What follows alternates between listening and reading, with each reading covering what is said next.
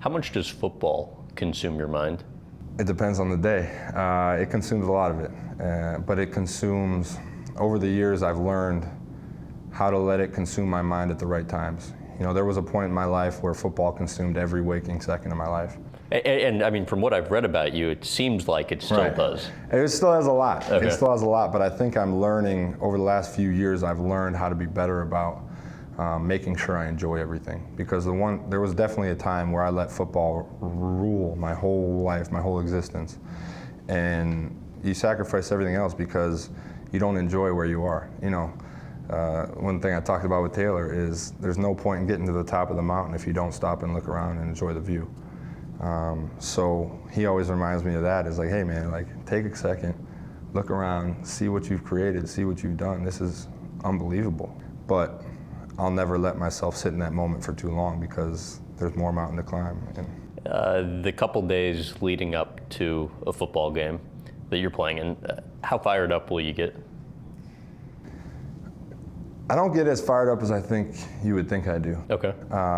Because it's all about the preparation. And the closer I get to the game, the more the preparation actually dwindles. So the beginning of the week is by far where I spend the most time studying the other team, learning about them, focusing on their tips, their keys, what I can get. And obviously I practice throughout the week. And then you start to, as the week goes on, I've put in the work, I've put in the time. My mindset switches from, okay, they do this, they do that, I need to stop this, I need to stop that, to by about Friday, Saturday, it becomes, they have to stop me. I've learned everything I can about them, I know everything about them, but let's be honest here, they have to stop me. They have a bigger challenge in stopping me than I do in stopping them. And that's the mindset that's gonna make you great. Why do you think you're at your best in the biggest moments? Because somebody has to be. Why not? Those are the moments that make history. Those are the moments that everybody remembers. Those are the moments that change momentum for a team, change momentum for a city. Do you feel the pressure in those moments? I don't feel pressure, no.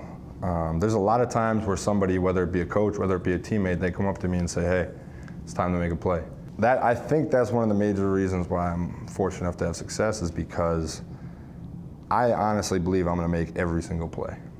Now, obviously I don't make every single play, but when that opportunity comes, that there is a chance for me to make the play, I make it.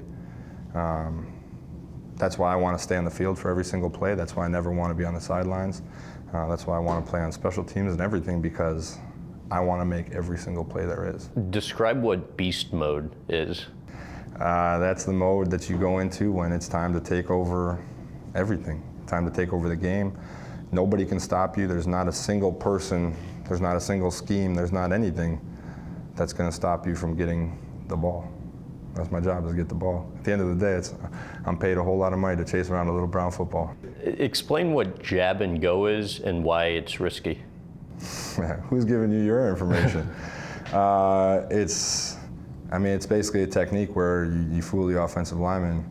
If you're quick enough, you fool him into thinking you're going one way, and then you go right behind him to taking a different path to get to the ball carrier. And it's very risky because you can get yourself, you're technically getting out of your gap in order to make a play. And if you don't make that play, you're really hurting yourself, you're hurting the defense.